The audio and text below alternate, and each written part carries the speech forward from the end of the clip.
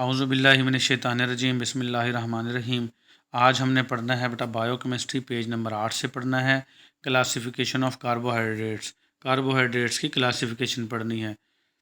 Carbohydrates मैं पहले भी पिछले लेक्चर्स में बताया हूँ, जिन बच्चों ने नहीं सुना वो सुन सकते हैं। बेटा कार्बोहाइड्रेट्स क्या होती हैं? आपकी शुगर, जो चीनी खाते हो वो क्या होती है? कार्बोहाइड्रेट्स। ग्लूकोज, शहद जो भी खाते हो मीठा, वो क्या होती है? कार्बोहाइड्रेट्स।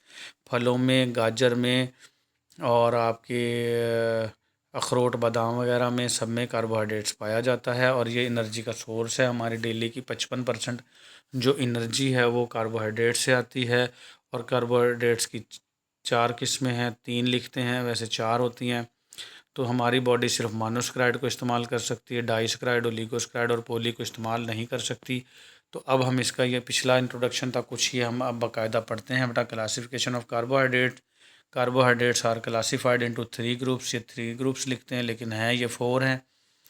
तो पहला ग्रुप क्या है? मोनोसैकेराइड। पिछले लेक्चर जिसने नहीं सुने बेटा वो मैं तफसील से बताया हूँ और फिर बता देता हूँ। मोनोसैकेराइड हमारी बॉडी डायरेक्टली यूज़ कर सकती है, हैविंग 1 शुगर मालिक्यूल, और इसमें 1 शुगर मालिक्यूल होता है, and can not hydrolyse to smaller units. और इसको मज़ीद हम पानी की मौजूदगी में तोड़ के स्मॉलर यूनिट्स में नहीं बना सकते, इसको मज़ीद तोड़ा नहीं जा सकता। इनको सिंपल शुगर भी कहते हैं बेटा मोनोसैकेराइड को। हम जो भी पानी पीते हैं ये हमारी कार्बोहाइड्रेट्स के अंदर कार्बन, हाइड्रोजन और ऑक्सीजन होता है, और जब ये बांड टूटते हैं तो हमें एनर्जी, ताकत मिलती है। हाइड्रो का मतलब वाटर होता है, लाइस का मतलब तोड़ना, पानी की मौजूदगी में तोड़ना। तो मोनोसैकेराइड को मज़ीद तोड़ा नहीं जा सकता, सिर्फ एक ही शुगर मालिक्यूल इसमें होता है। फिर आ जाता है बेटा डाइसैकेराइड। डाई का मतलब 2 होता है, हैविंग 2 शुगर मालिक्यूल, इसमें 2 शुगर मालिक्यूल्स होते हैं, एंड गिव 2 मोनोसैकेराइड, और ये 2 मोनोसैकेराइड देती है ऑन हाइड्रोलाइसिस, पानी की मौजूदगी में टूटने पर। तो ये सो सिंपल बात है बेटा, जैसा कि हम 2 रुपये वाला सिक्का हो उसको छुट्टा कराएं तो एक एक वाले 2 सिक्के मिल जाएंगे हमें। तो हमें चाहिए मोनोसैकेराइड ही होती है। तो जैसे ही हम डाइसैकेराइड को तुड़वाते हैं तो हमें 2 मोनोसैकेराइड मिल जाती हैं। हमारी बॉडी मोनो को ही जज़ब कर सकती है, इसलिए हमें डाई, ओलिगो, पोली सबको तोड़ के मोनो ही बनाना होता है, पानी की मौजूदगी में तोड़ना होता है। फिर आ जाएगी बेटा oligosaccharide. Oligo having 3 to 10 sugar molecule. मरूजी भी बन सकती है कि ओलिगो में कितने शुगर मालिक्यूल हो सकते हैं? 3 से 10 शुगर मालिक्यूल्स होते हैं। ऑन हाइड्रोलाइसिस, और पानी की मौजूदगी में तोड़ने पर यील्ड हमें पैदावार देती है 3 से 10 monosaccharide.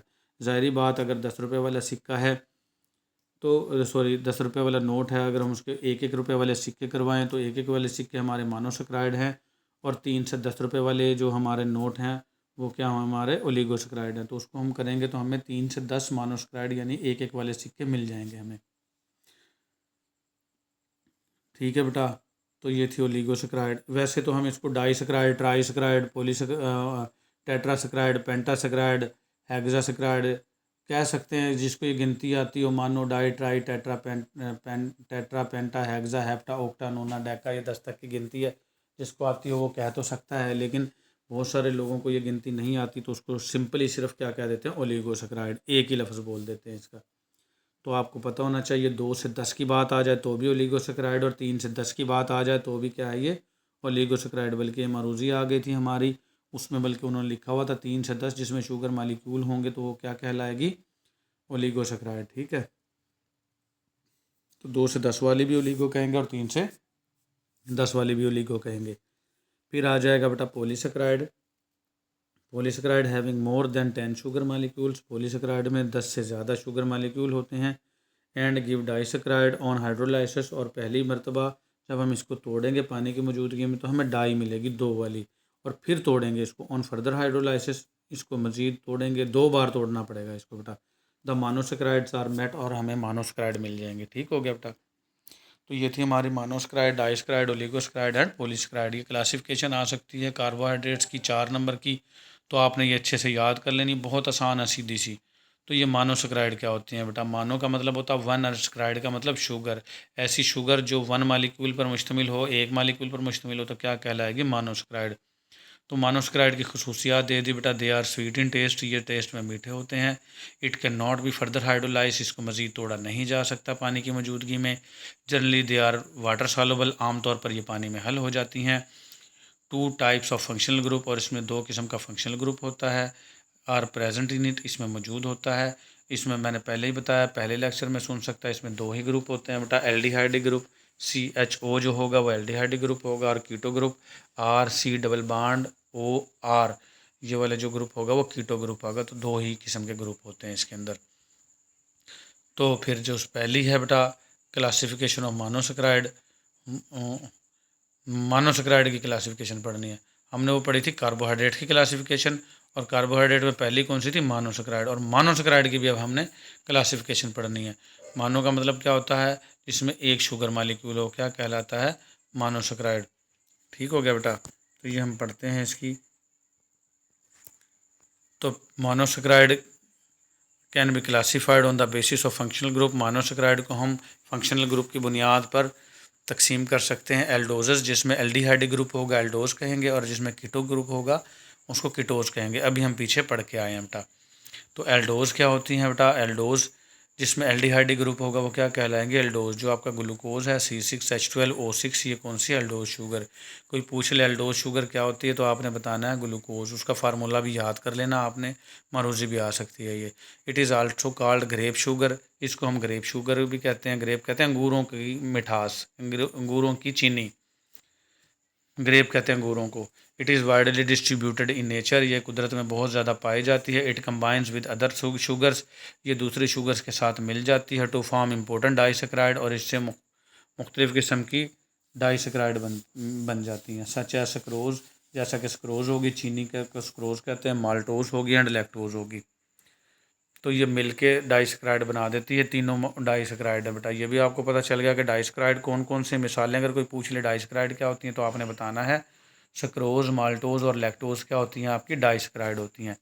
It is commercially obtained from starch, और ये तिजारती पैमाने पर स्टार्च से हासिल की जाती है। स्टार्च किस में होता है, चावल में, गंदम में, दालों में क्या होती है, स्टार्च होती है, और इसको तिजारती पैमाने पर ग्लूकोज को स्टार्च से हासिल किया जाता है। It is the main sugar of human body, ये इंसानी बॉडी की मेन शुगर है, क्योंकि मोनोसेक्राइड को ही, ग्लूकोज को ही हमारी बॉडी जज़ब कर सकती है।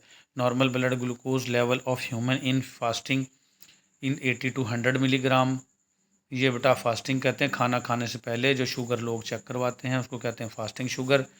ठीक है, तो 80 से 20 होगी। एंड इन रैंडम, और खाना खाने के बाद का क्या कहलाएगी, रैंडम ब्लड शुगर, वो कितनी होगी, 100 से 120 तक। ये नॉर्मल रेंजेस हैं। ये मरूजी बन सकती हैं बेटा कि ह्यूमन में जो है ग्लूकोज, जो फास्टिंग है खाना खाने से पहले, इसको शॉर्ट में कहेंगे FBS फास्टिंग ब्लड शुगर, और उसको कहेंगे RBS रैंडम ब्लड शुगर, खाना खाने से पहले और खाना खाने के बाद। खाना खाने से पहले कितनी होगी, 80 से 100 मिलीग्राम परसेंटेज, और रैंडम कितनी होगी खाने के बाद, वो 100 से 120 मिलीग्राम। या मारूजी भी बन सकती है। Glucose is also called dextrose, glucose का हम दूसरा नाम क्या कहते हैं, डेक्सट्रोज। जैसे डेक्सट्रोज लाइन होती है, वो बोतल जो ग्लूकोज वाली बोतल होती है उसको डेक्सट्रोज कहते हैं, तो आपको पता होना चाहिए। ठीक है, इसका एक नाम ग्लूकोज है, दूसरा क्या है, डेक्सट्रोज, और इसका एक और नाम राइबोज भी है, एरेथ्रोज भी है, और ग्लूकोहेप्टोज भी है। ये सारे नाम किसके हैं, ग्लूकोज के हैं, और ये मोनोसेक्राइड है और एल्डोज शुगर है। ठीक हो गया बेटा, ये सारी की सारी बातें अच्छे से याद कर लेनी है। फिर आ जाएगा आपका कीटोज, कीटोज भी मोनोसेक्राइड है, लेकिन इसमें कीटोज ग्रुप है। फ्रक्टोज, ये शहद में होती है बेटा, फ्रक्टोज कितना मीठा होता है शहद, इसका फार्मूला भी सेम टू सेम C6H12O6 है।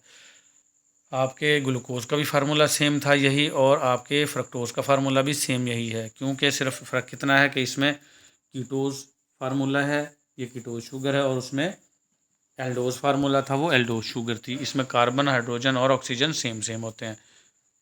The most common source of fructose is sucrose, जो बहुत कॉमन ज़रिया है फ्रक्टोज़ का वो क्या है, सक्रोज। सक्रोज कहते हैं चीनी, चीनी से फ्रक्टोज़ हासिल होता है। It is sweetest of all the sugars, ये जितनी भी शुगर्स हैं इन सब से मीठी होती है फ्रक्टोज़।